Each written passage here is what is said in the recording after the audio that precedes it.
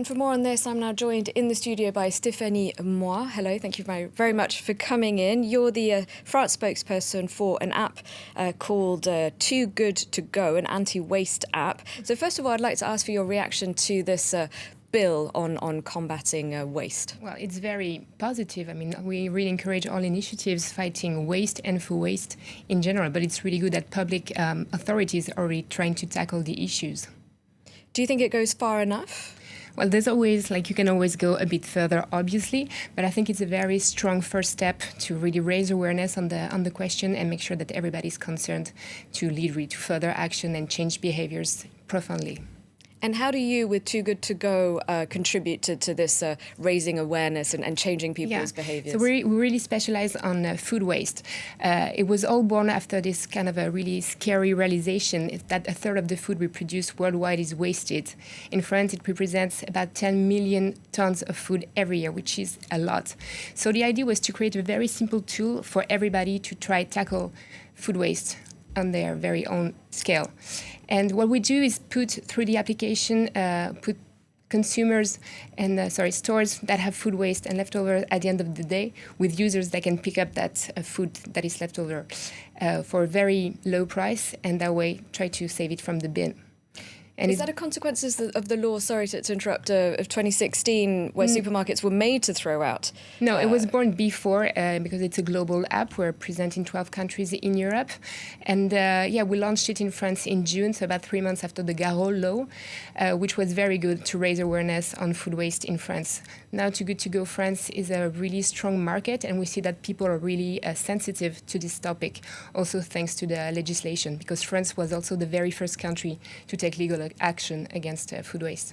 I said made to throw out, but of course I meant banned from throwing out. Exactly. So that law at least has been effective then? Yes. I mean, really also to change behaviors. But of course, just one first step. What we really want to do is also try to sensitize consumers about food waste. Also, making sure that everybody's responsible when you buy, for instance.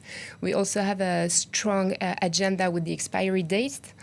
We released a white book in February about the topic because expiry dates represent 10% of food waste in Europe, which is a lot, just because they're not really readable by the consumers and understandable. So and what about the fact that sometimes people think, well, I shouldn't have a yogurt beyond this date, but perhaps something like a can of tuna is okay? I mean, do you think people perhaps aren't really aware of these differences? Yes, indeed. It's just like you see a date, but you don't really make the difference between the use by date and best before date. Right. So the idea is try to work with producers, with distributors and public authorities to redefine new expiry dates to make them more readable and understandable by the consumers. And indeed, it's true that as consumers, we also have to trust our senses a bit more, because expiry dates are mandatory in France only since '84, which is very, very recently. And before that, there was no major sanitary problem.